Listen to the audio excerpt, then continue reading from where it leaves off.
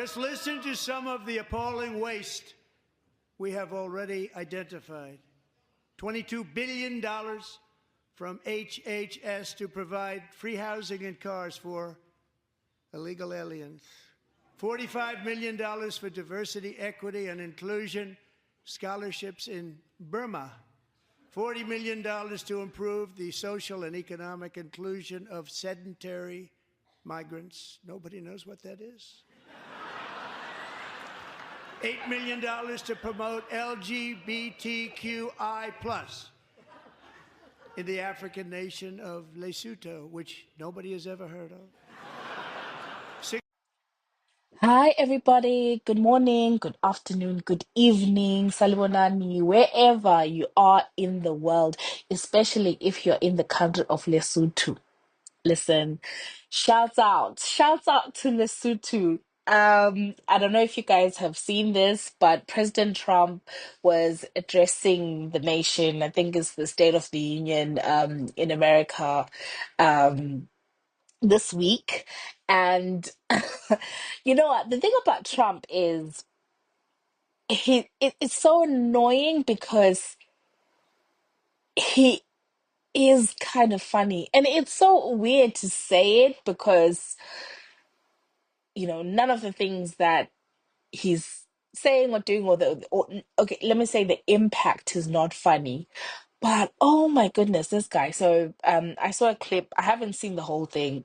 It's on my to-do list later today.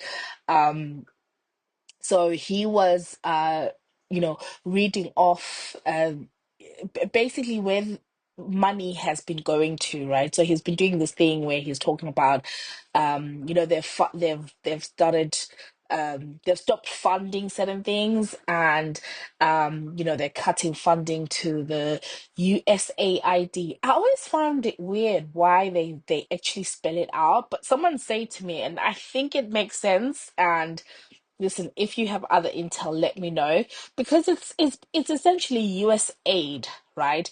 So someone did say that the reason that they don't say US aid is because they don't want people to, I don't know, like if you actually say you're cutting aid, it kind of makes it seem well, it's the reality, right? Like, so they're kind of trying to counter that narrative by saying, "Oh, USAID," and then people are just like, "Okay, this is just like some words coming together. Who knows what that means, right?"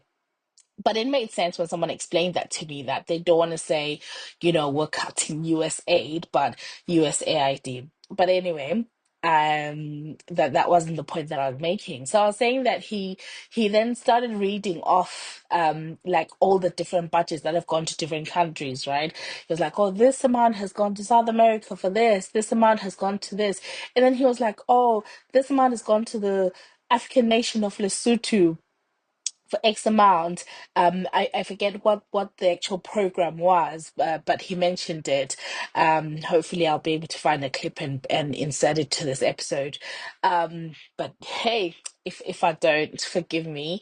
But yeah, then he was like, "A country that no one's even heard of," like, in the most Trump way, where you can't help but like be like, "Man, what are you on about?" Right? I'm sure maybe if you're from Lesotho, it is not funny. Actually, it's not funny because on the BBC website, right?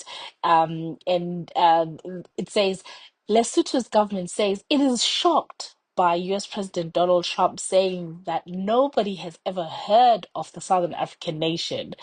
Um, and yeah, so it says that so Trump, this is what Trump said.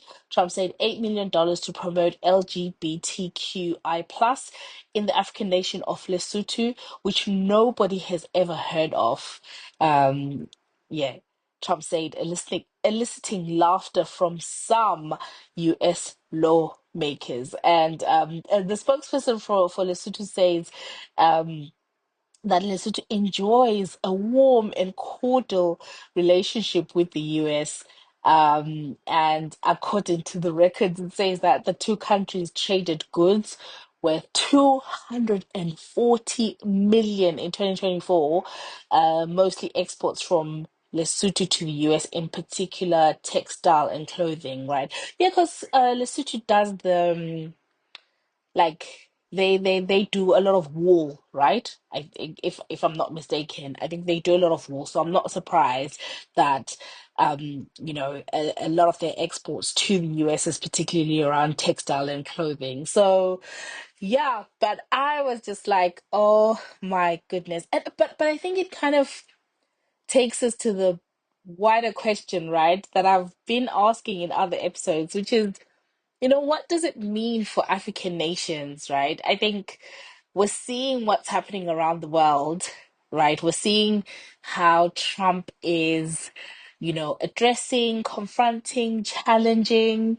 um, countries that have been allies for a long time, but he's just literally like ripping the rule book. And yeah, so what does it mean for African nations who probably not enjoyed as close a relationship with the United States, right? I do hope there's some strategic thinking that's being done on their end. But anyway, before I continue on my politics talk, let me introduce myself. Hello. Hi, guys. My name is Natasha. My friends call me Nat. And you can too. You're listening to Chat with Nat. And yeah, this is just one of our cozy episodes where it's just you and I. It's going to be a quick one. But yeah, so just you and I just talk about what's happening this week. So yeah. So as I was saying, I think there's a question in my mind about, okay, if you are an African nation right now, you need to be thinking about, okay, how do we engage the US, right? Like, did you guys see the whole Zelensky and Trump thing? As well, it was 2v1, right? It was like um Trump Vance versus Zelensky. And like I was watching that and I was like, oh my goodness. I've never seen anything like it. I mean, especially given how, you know, Biden and a lot of these Western leaders have really stood by Zelensky, and Trump and Vance were just there in the Oval Office. Vance is like, have you ever said thank you? I was like, ah. Like, he was like, have you ever said thank you? And Zelensky was like, yeah, I've said things like, no, in this meeting. Have you ever thanked, have you said thank you to the American people? And then Trump piped up, and he was like, what did he say about cards? You're playing the wrong cards, or whatever the case was. I was just like, what is going on? But again, like I'm saying, I think, to be honest, listen, I think, hear me out. So because Trump, Vance, they are strong characters. If I were a country that was, um, you know, engaging with the United States on whatever level, at this point, I would be looking for um reality TV stars. Hear me out, hear me out. Reality TV stars who are strong characters that we can put on some kind of retainer to be part of our teams, that when we go to the White House, imagine if Nene Leakes. Right, so I'm going a bit niche here, but I'm sure a lot of you have heard of Nene Leakes, Real Housewives of Atlanta. Like those reality stars who are so quick, like with their comebacks, right, and can go toe to toe. No, basically, what you need to do is you need to look for people that were on The Apprentice with Donald Trump, and literally gave as good as they got. Because I think Trump is the type of person that respects people that he thinks can kind of give as good as they get. So I think that's the approach that countries need to take. They literally need to co-opt a reality star. I'm thinking Nene Leakes. Who else am I thinking? Um, Phaedra Parks, maybe Jocelyn Hernandez. If you guys watched Love and Hip Hop, um, Flavor Flav, no.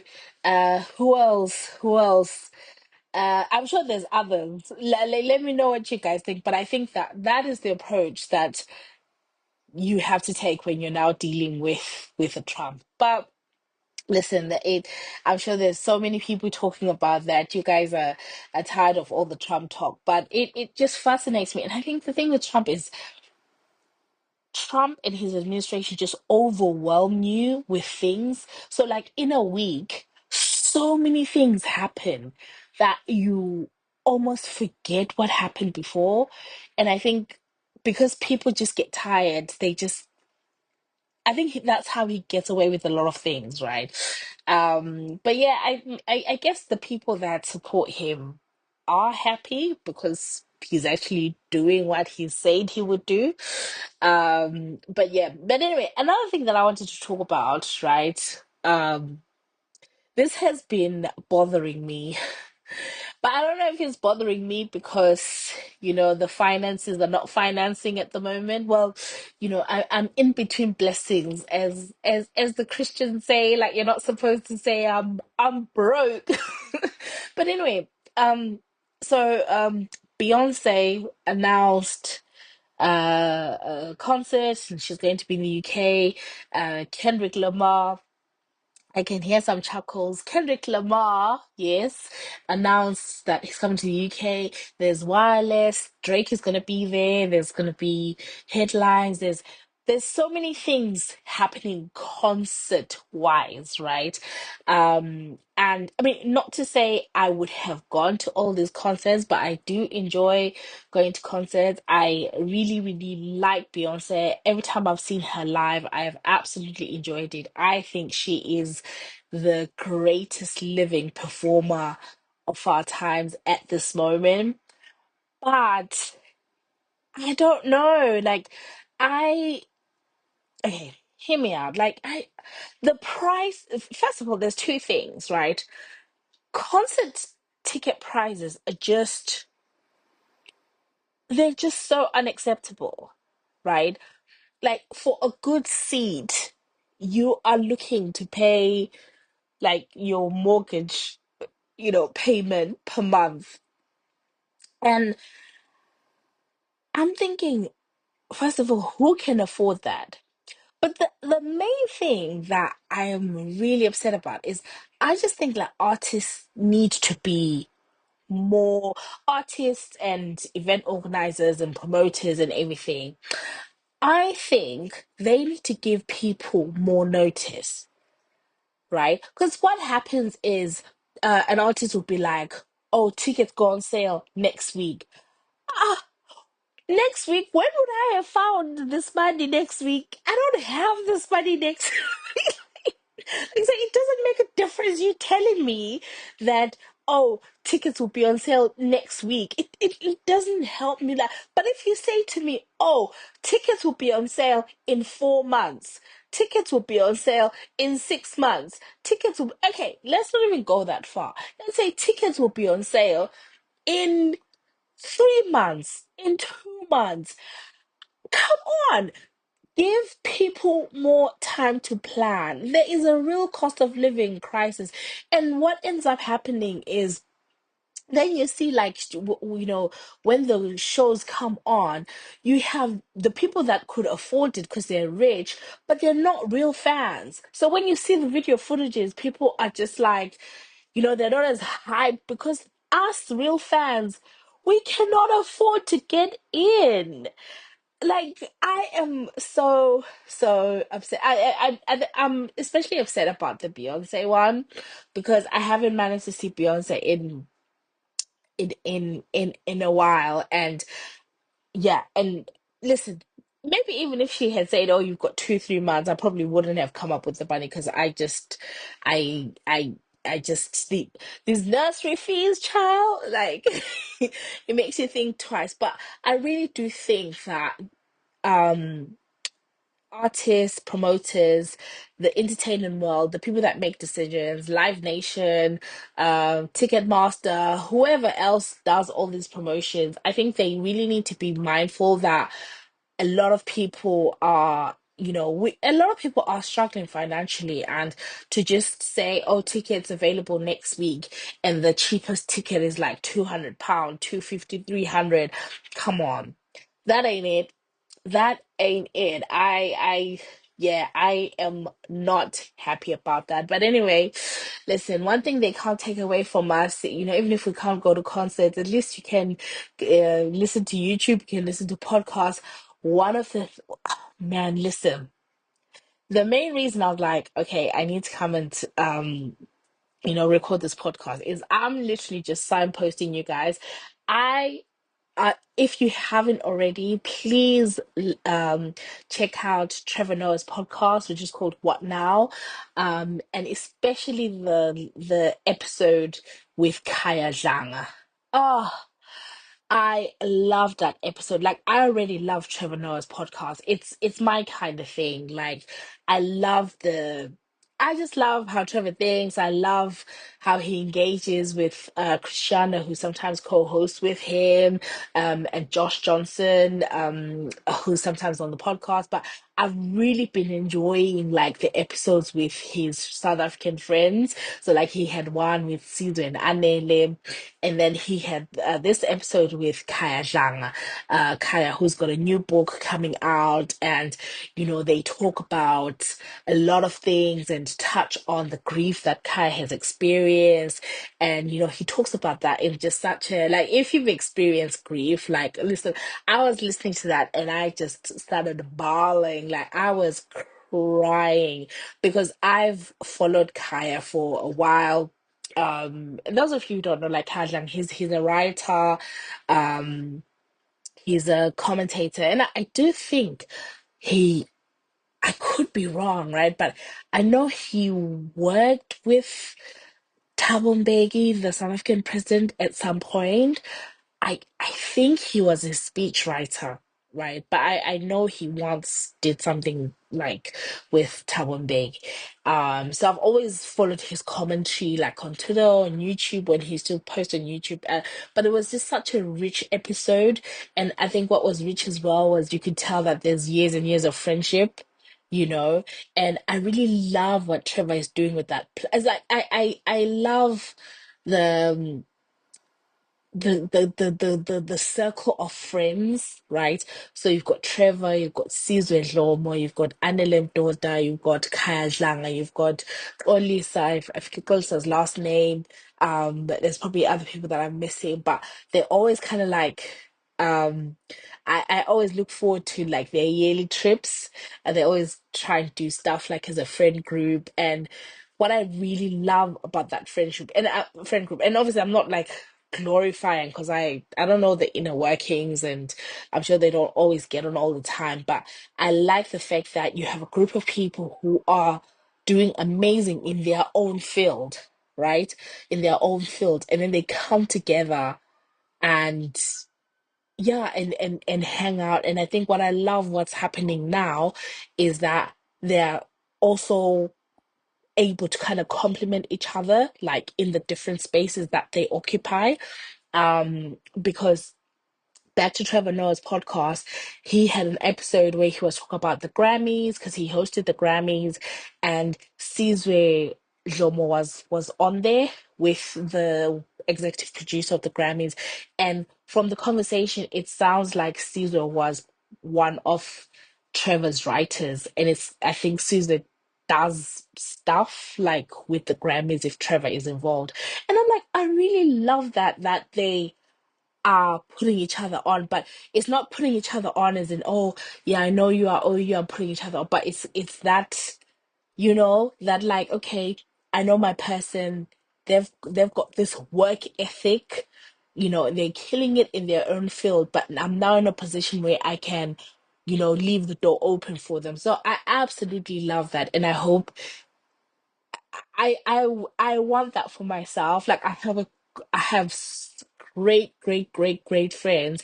And I'm hoping that this new season, like we get to the point where we're able to, I don't know, we're able to like leverage our access, our resources to help each other, like not helping each other like from a place of lack, but from like abundance. And also, me, I'm always trying to figure out like this, my dream.